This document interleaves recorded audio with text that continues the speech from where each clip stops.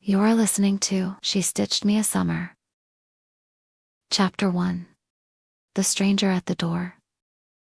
The summer evening hung heavy with humidity, thick as honey and twice as slow.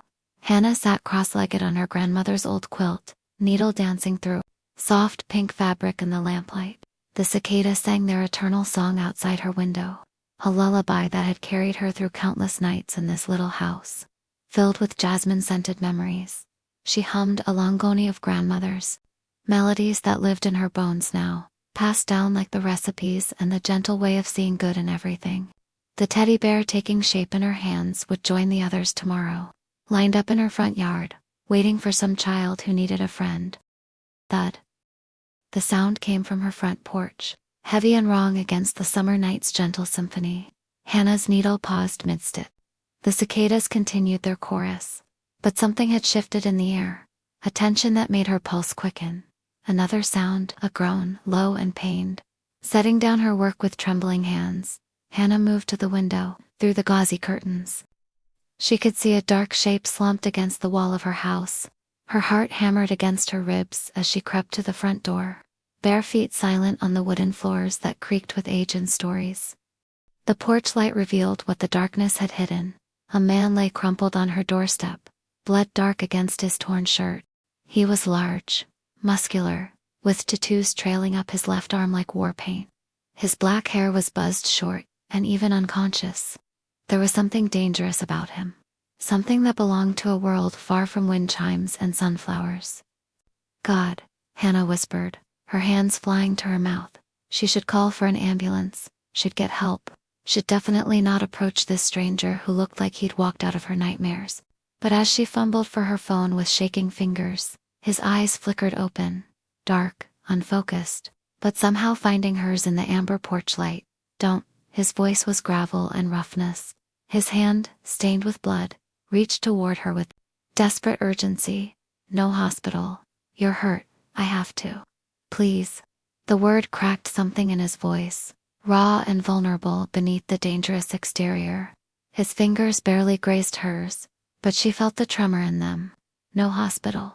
Then his eyes rolled back, and he was gone again, unconscious under her porch light like some fallen angel cast out of heaven.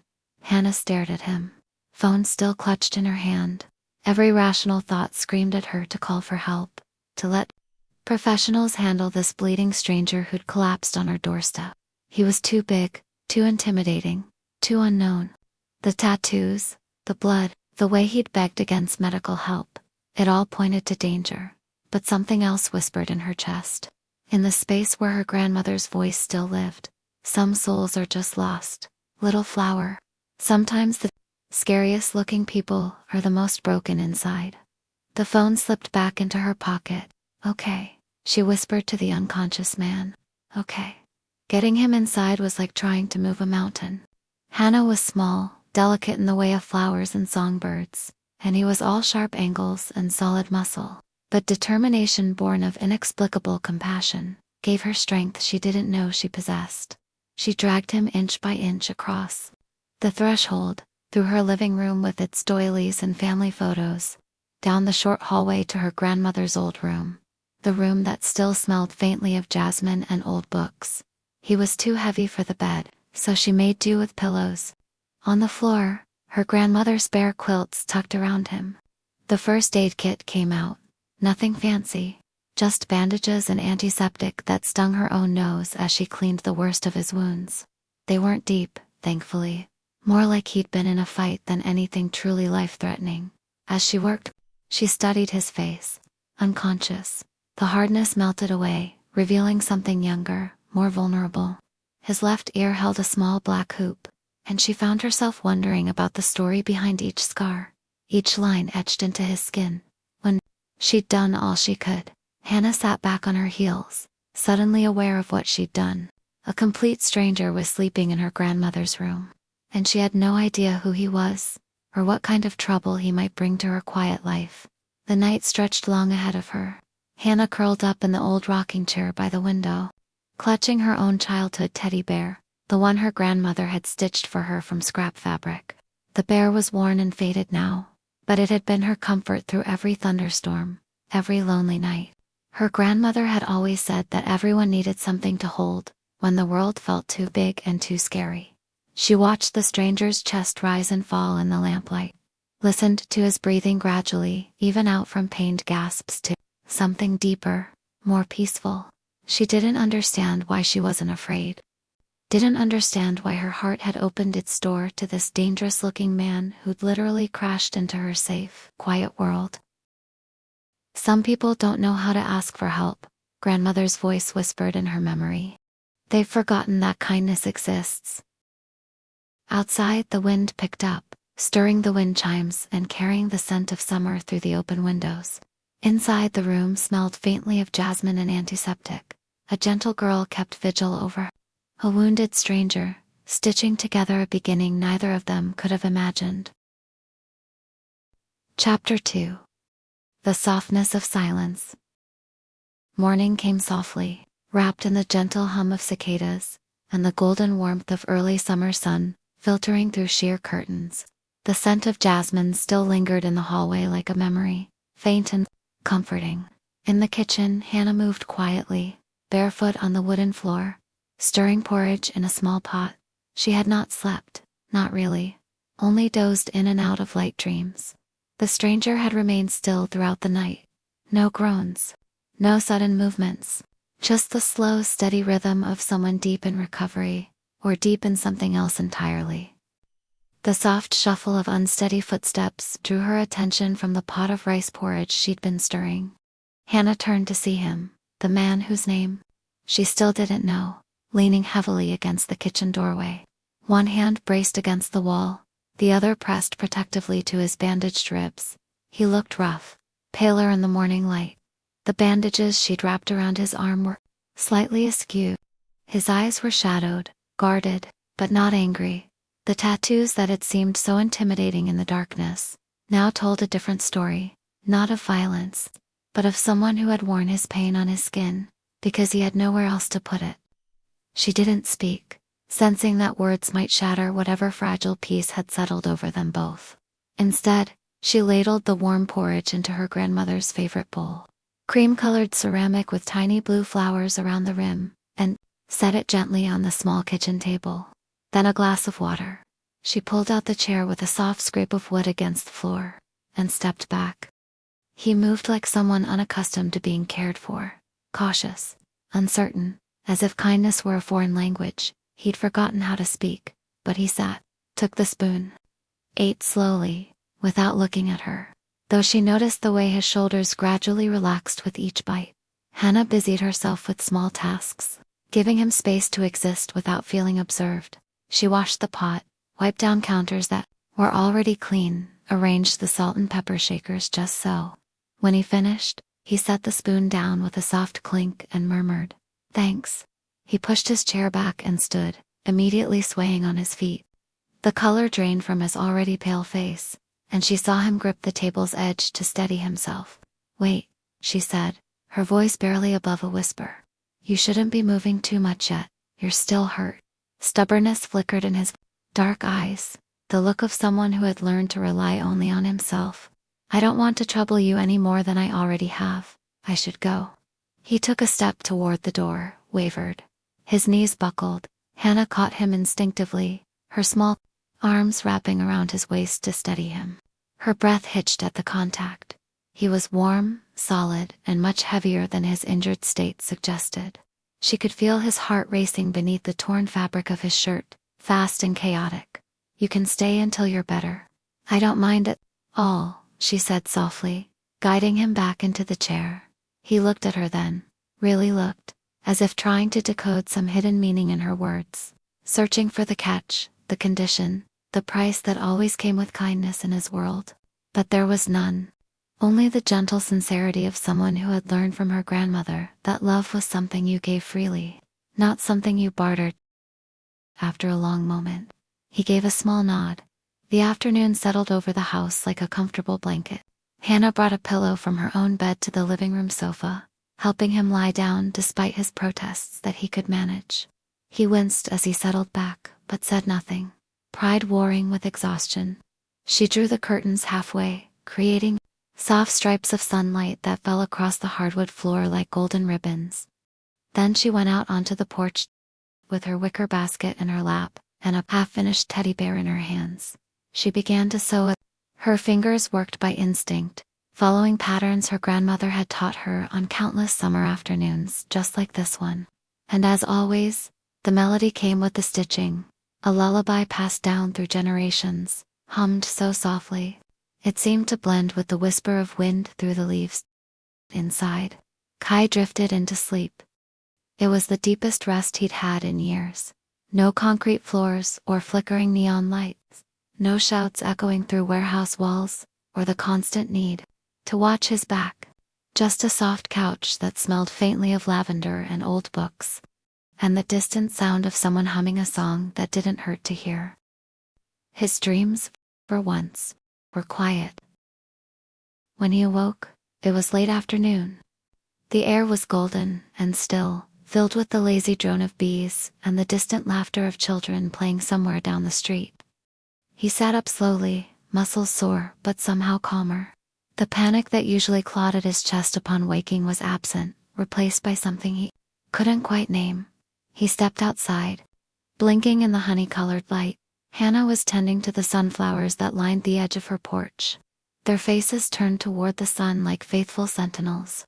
Her long pink hair caught the light like spun rose gold, and she moved with the unhurried grace of someone who had learned to find joy in simple tasks. Wind chimes tinkled softly in the breeze, their melody mixing with the distant hum of the neighborhood settling into evening. A row of teddy bears sat beside her makeshift wooden stand, each one stitched with obvious care and love. They seemed to watch him with their button eyes, not judging but simply witnessing.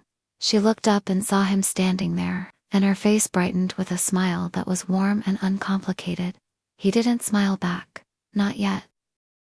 The muscles of his face had forgotten how. But something inside him shifted, like a door that had been locked for years, suddenly discovering its hinges still worked. She set down her watering can and disappeared into the house, returning with a tea tray, delicate cups that had probably belonged to her grandmother, and a pot that steamed with the scent of jasmine and something else he couldn't identify. They sat together under the gentle sway of the afternoon light, two souls wrapped in the hush of early evening.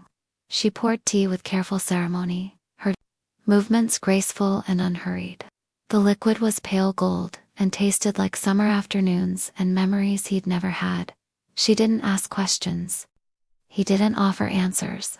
The silence between them stretched wide and safe, like the pause between heartbeats, or the moment before dawn when the world holds its breath. The sun began its slow descent toward the horizon, painting the sky in shades of peach and lavender. Somewhere in the distance, a church bell chimed the hour. Hannah's fingers had returned to their work, stitching life into fabric with the same quiet dedication she'd shown in caring for him. "What's your name?" she asked suddenly, her voice soft, enough not to disturb the peace they'd built between them. "Kai," he said, the word feeling strange on his tongue. It had been a long time since anyone had asked. "Kai," she repeated, as if testing the sound. "It's a nice name." The name Kai means warrior. For a man like Kai, whose life has been shaped by survival, silence, and scars, the name fits in more ways than one. He is a warrior, not just in the literal sense, fighting in rings and alleyways, but also in the quiet, invisible battles. He fights every day, against loneliness, against mistrust, against the belief that he is unworthy of love. "And you?" he asked, though he wasn't sure why. Names were dangerous things in his world. They could be used against you, weaponized, turned into chains. "Hannah," she said simply, looking up from her sewing to meet his eyes. "It means flower." Of course it did. He could see it now, the way she bloomed in the golden light, the way gentleness seemed to grow from her, like petals from a stem. They fell back into comfortable silence, the kind that didn't need to be filled with words.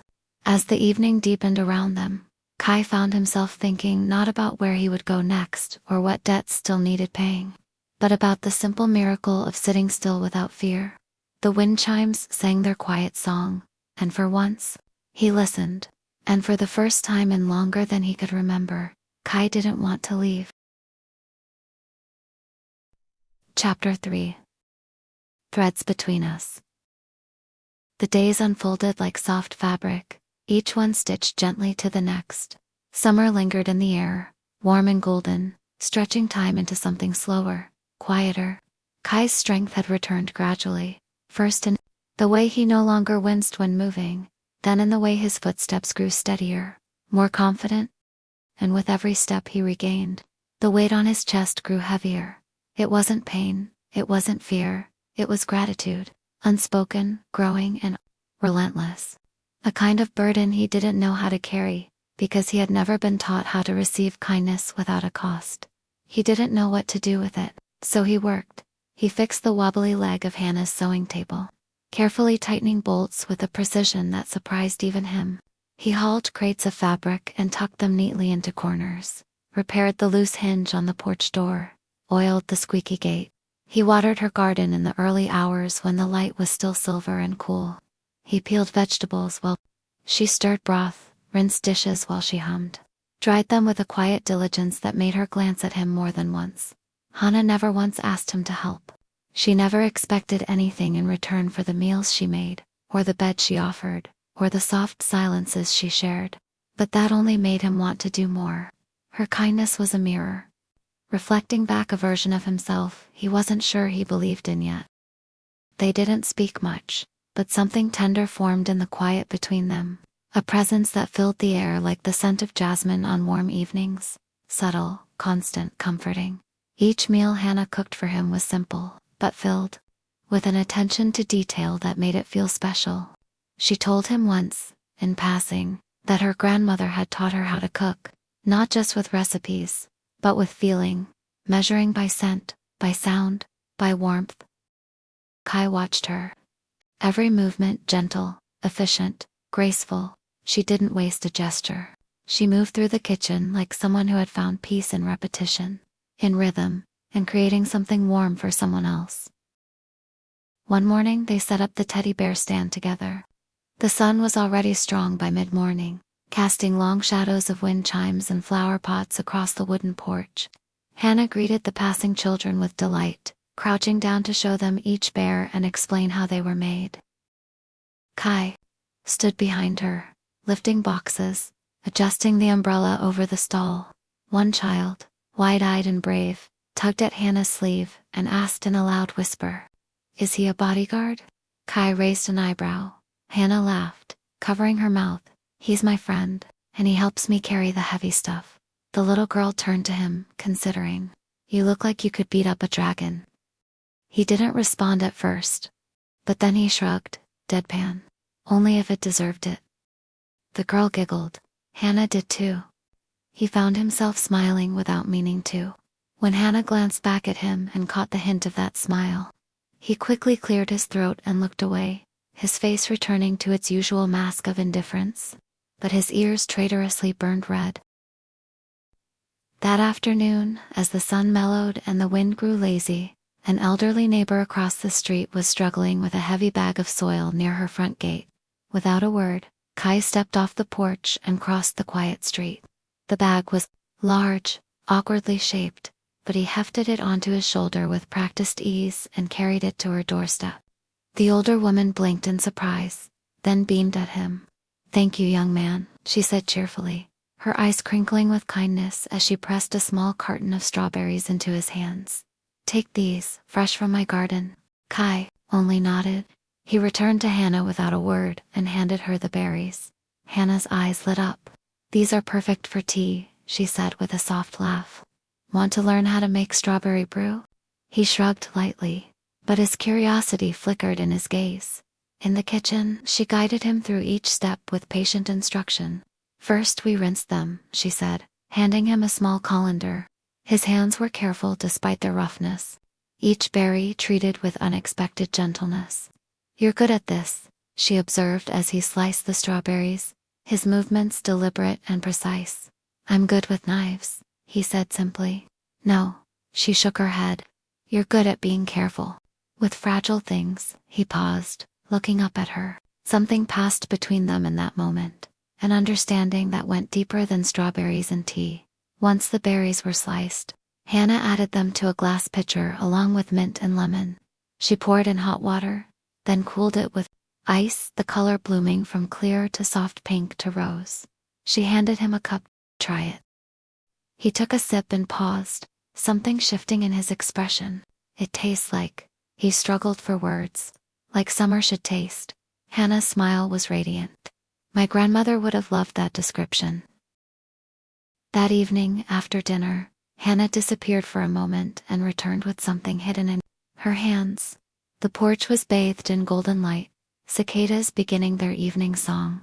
For you, she said shyly, holding out a small teddy bear. It was sewn with dark thread, sported a stitched black earring in its left ear, and wore a serious expression that somehow managed to be gentle. But its smile was soft and kind. Kai stared at the bear, its gentle smile strange and familiar all at once. He looks like you, Hannah said quietly, but maybe how you might look when you're happy. He didn't know what to say. He held it, awkwardly, unsure what to do, but he didn't let go. This was my first one, she said, pulling out her own worn teddy bear. Its fur was faded. In places, its button eyes slightly loose, but it had the unmistakable softness of something well-loved. She cradled it in her hands like a memory made real. Grandmother made it for me the week I came to live with her. I remember clinging to this bear every night like it was the only thing holding me together. She told me that every bear carried a little bit of love inside it, and when children hug them, they can feel it. As the evening deepened around them, Hannah shared more of her story. How she came to live with her grandmother when she was just 5, after her parents' bitter divorce. The way she remembered the sound of her parents fighting more than their faces. How kids at school used to tease her for not having parents. But it never bothered me, she said, stroking her old bear's worn fur, because I had something better. I had someone who made me feel like I was exactly where I belonged. Kai's throat tightened. He had never spoken of his past, not really. But under the weight of Hannah's quiet understanding, the words clawed their way out. I was left at an orphanage as a baby. No name, no note. The older kids called me Ghost, because I was so quiet. Then they called me Monster when I stopped being afraid. When I learned that pain could be a language too. At 17, a man saw me brawl in an alley. He took me to the underground rings. For the first time, being a monster had value. Last month, I refused a deal that would have hurt innocent people, he said. The guy who brought me in didn't like that. He sent others after me. He touched his ribs where the bandages had been. That's how I ended up here. He hadn't meant to say so much. But Hannah was quiet, listening, not prying, not judging. She reached out and laid her hand over his. Thank you for telling me, she whispered. Her palm was warm against his calloused skin, her thumb brushing over his knuckles with a tenderness. He looked at their hands, at the way hers seemed to soften his, and something inside him gave way, not like a collapse, but like a door slowly, carefully opening. That night he lay on the sofa with the small bear nestled against his chest, its stitched smile catching the moonlight that spilled softly through the curtains. The quiet of the house wrapped around him like a blanket, and for the first time in as long as he could remember, sleep came without a fight. His dreams were not haunted by concrete floors or echoing shouts. Instead, they unfolded like pages in a story he never thought he'd be part of. The cool sweetness of strawberry tea, the soft chime of wind in glass, the feeling of gentle hands guiding his own. A voice that hummed lullabies while stitching love into fabric. He dreamed of a home, not as a place, but as a feeling. And for once, it didn't seem like something meant only for other people. In his dreams, he saw her clearly, the one who had taken the broken pieces of his world and sewn them together with threads of compassion, creating something beautiful enough to hold, strong enough to heal, warm enough to call sanctuary. Chapter 4: The Price of Peace. The morning was tender with dew, and the sky had the pale gold hush of a world not yet fully awake. Kai stood barefoot on the porch, watering Hannah's sunflowers, the ones that always tilted their faces to the light, like they trusted it would return. The air smelled of damp earth and jasmine, soft and clean, untouched, until it wasn't. From the corner of his eye, he caught movement, a figure leaning against the white fence that bordered Hannah's yard. Even before the man spoke, Kai recognized the silhouette, the slicked back hair, the tailored coat that didn't belong on a quiet street, the watch that glinted like it had something to prove. Marcus, the one who had found him in an alley, bloodied and desperate, and turned him into a weapon. The man whose deal Kai had refused, whose wrath had driven him bleeding to Hannah's doorstep. Well, Marcus drawled, stepping forward, his voice smooth as silk stretched over rusted wire. The ghost surfaces at last. Kai lowered the watering can slowly, setting it on the porch step, his fingers curled into fists at his sides as he stepped down into the grass. The morning air was cool against his skin, carrying the scent of dew and blooming flowers. Everything Marcus's presence seemed to corrupt just by existing. "What do you want?" he asked, his voice flat, emotionless. The mask he used to wear slid back over him like armor. Marcus's smile widened. "Straight to business. I always liked that about you." He glanced past Kai toward the house, taking in the wind chimes, the teddy bear stand, the flowers. "Cozy little setup you've got here. Very domestic." Kai's body went rigid. He didn't need to say Hannah's name. The threat in Marcus's tone was a blade Kai recognized. "Leave her out of this." Marcus waved a hand. "Oh please. I have no interest in your little housewife fantasy. I'm here with a proposition. One last fight, Kai. Winner takes all. You win, and your slate's clean. No more debts, no more ghosts. You lose." He shrugged.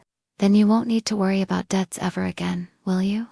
Inside the house, Kai heard the soft clink of dishes, the kettle coming to a boil. Hannah humming, low under her breath, likely wearing one of her summer dresses, barefoot on the tiles. It made his heart ache, how easily peace could be punctured by the past. "When?" Kai asked. "Tomorrow night, the old warehouse on 5th. You remember the place." He did, too well. The stains, the stink, the screams. Kai's jaw tightened. "And if I don't show?" Marcus didn't flinch. He didn't need to. His smile said enough. "Then I'll come collect the debt another way." Funny thing about neighborhoods like this, so many kind, innocent people. Kai felt a familiar fury rise, hot and clean. "Fine. Tomorrow." Marcus nodded, satisfied. Knew you had a brain under all that bruised pride. And Kai, this time, there's no walking away. Win or lose, this ends tonight. He turned and walked off without another word. The rhythm of his expensive shoes clicking down the peaceful street like a countdown. Kai stood still, long after Marcus disappeared. His breath shallow, his chest tight. The sun crept higher behind him. From the kitchen window, the scent of toast drifted out, mingling with the scent of earth and water. He turned back toward the porch, toward the soft chime of bells, toward a life he wanted, but didn't believe he deserved, not yet. That night, Kai waited until he heard her bedroom door close, until the soft sounds of her evening routine faded into silence. Then he stood, moving through the house one last time, like a ghost already departed. In his hands, the teddy bear she had sewn for him, the one that wore his face but her hope for who he could become. He tucked it inside his jacket, against his heart, on the kitchen table. He left a note written on paper, torn from one of her sketchbooks. "Thank you for everything." As he walked through the quiet neighborhood streets, past houses full of sleeping families, and dreams undisturbed by violence, Kai pressed his hand to his chest where the teddy bear rested against his heart. Even in the darkness, he could almost feel its stitched smile, could almost hear Hannah's voice, humming lullabies that made the world feel safe. The morning after, Hannah woke earlier than usual, stirred not by noise, but by its absence. There was no sound of the kettle warming, no faint creak of floorboards beneath careful feet, just stillness. At first she thought perhaps he had just stepped outside, maybe to water the garden or watch the sunrise. But when she looked toward the porch, there was no silhouette, no Kai, just the soft flutter of the wind chimes and the fading echoes of a night that had taken something from her. She called his name once, then again softer. Silence answered. Her feet moved before her mind caught up, down the hall into the kitchen. Her eyes swept the room, already knowing what they wouldn't find. His shoes were gone. His jacket, the bear she'd sewn for him. Only a folded scrap of paper on the table remained. Her fingers trembled as she picked it up. Thank you for everything. Just that. Just enough to break her heart. He was gone. Without explanation. Without goodbye. Without giving her a chance to understand or help or fight for what they'd built together. Gone like morning mist. Like something that had never been real at all. The ache bloomed slow and sharp in her chest. Like a thorn working its way inward. She pressed the note to her chest and closed her eyes. Outside, the garden swayed in the breeze, unaware. The sun crept higher in the sky. Hannah walked to the window, placed her palm against the glass, and whispered, "Please keep him safe, Grandma. Please. Wherever he is." She stood there for a long time, listening to the wind move through the trees. Her hand still pressed to the window pane as if trying to hold on to something that was already fading into the distance. But deep down, she didn't believe this was the end. Something inside her told her that love could guide someone home, even through the darkest night. The warehouse squatted in the industrial district like a cancerous growth, its windows boarded, its walls tagged with graffiti that looked like prayers, written in a language of desperation. Inside, the familiar sounds echoed, the roar of crowds hungry for blood, the sharp crack of bone meeting bone, the metallic scent of violence in money changing hands. Kai stood in the makeshift fighters area, a corner blocked off by hanging tarps, and filled with the kind of men who had learned to turn pain into profit. He recognized some faces from his previous life, saw the mix of respect and wariness in their eyes. The ghost had returned. Kai reached inside his jacket and pulled out the teddy bear. In the harsh fluorescent light, surrounded by the smell of blood and brutality, it looked impossibly small and fragile. But its stitched smile remained unchanged, a tiny beacon of hope in the darkness. For the first time in his life, Kai wasn't fighting for survival or money, or the numb satisfaction of giving pain to a world that had given him nothing but the same. He was fighting for something infinitely more precious, the right to return to love. The right to deserve the home that waited for him, in a house that smelled like jasmine and safety. He tucked the bear back inside his jacket, close to his heart. "Let's get this over with," he said. The bell rang, the crowd roared. And Kai fought, not like a man who had nothing to lose, but like someone who had finally found something he couldn't bear to let go. His fists moved with purpose, his body a blur of force and control. Every blow he took, every time he stumbled, he thought of her, of the quiet porch, and he fought more carefully, more fiercely. Blood, cheers, darkness, it came in waves. When it was over, when the referee's count reached 10 and the crowd's roar became a thing of history, Kai stood victorious. His body screamed, pain knifed through his side. One eye was nearly swollen shut, but he stood. The debts were paid. Kai was free, free to go home. He stumbled out of the warehouse into the cool night air, his body screaming protests with every step. The teddy bear remained pressed against his chest, its soft fabric now, damp with blood and sweat, but somehow, still carrying the essence of everything good and pure in his world. The streets stretched before him, empty and dark. Each step was agony, but each step brought him closer to gentle hands and a love that had proven stronger than the darkness he'd been born into. "I'm coming home, Hannah," he thought as he stumbled through the night, leaving droplets of blood like breadcrumbs on the pavement. "I'm coming home." The stars wheeled overhead, distant and cold. But somewhere ahead, in a house full of wind chimes and teddy bears and unconditional love, a light was waiting for him. And that light was worth every painful step, every drop of blood, every scar that would mark this night forever. He was going home. Finally, truly, completely, home. Chapter 5. Coming Home. Morning light filtered through the sheer curtains, like honey poured slow and golden, carrying with it the familiar scent of jasmine that had haunted his dreams.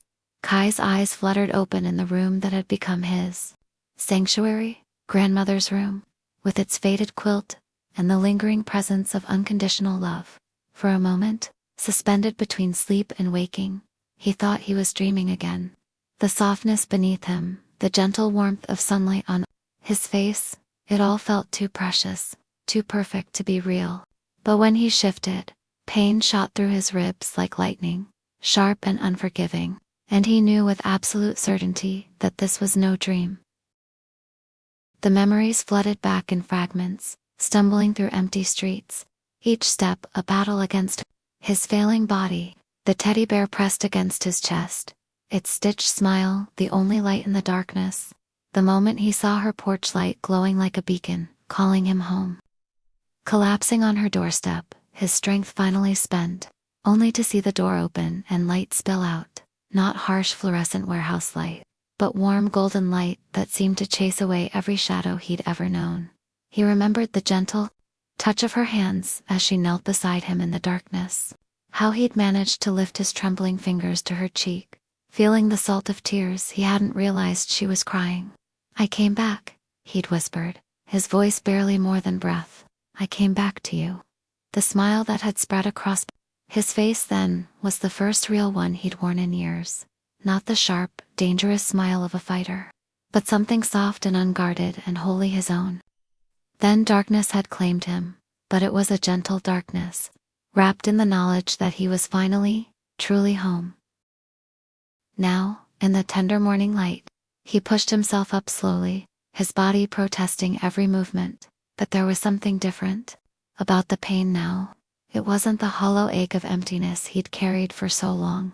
It was the pain of healing, of mending, of a life being carefully stitched back together. He stood on unsteady legs, one hand braced against the wall for support, and made his way toward the door. Each step was an echo of that first morning when he'd stumbled from this same room, wounded and lost and afraid of the kindness he'd found. But everything had changed. He had changed. The hallway stretched before him, dappled with morning sunlight and filled with the quiet sounds of home. The soft tick of the old clock, the whisper of wind through the chimes, the gentle sizzle of something cooking in the kitchen. This house that had once felt like a foreign country now wrapped around him like an embrace. Every corner familiar, every scent a welcome. He paused in the kitchen doorway, leaning against the frame. There she was, Hannah, bathed in golden morning light that seemed to emanate from her very being rather than simply falling upon her. She moved with the same gentle grace he remembered, stirring porridge in a small pot, her long pink hair catching the sunlight like spun silk. She was humming one of grandmother's lullabies that had carried him through the darkest hours of the night. She was his light. She had always been his light, even when he hadn't known he was lost in darkness. He looked around the kitchen, really looked and saw it differently than he had those first confused, wary days. The ceramic bowls with their delicate blue flowers weren't just dishes now. They were symbols of care, of someone who believed that even simple meals deserved beauty. The herbs growing on the windowsill weren't just plants. They were hope made green and growing. The photos of grandmother weren't just memories. They were a legacy of love that had shaped the woman who had saved him then. It was just a house where a stranger had shown him inexplicable kindness. Now, it was home. His home. The place where his heart lived. Hannah stood with her back to him, unaware of his presence, completely absorbed in the simple act of making breakfast.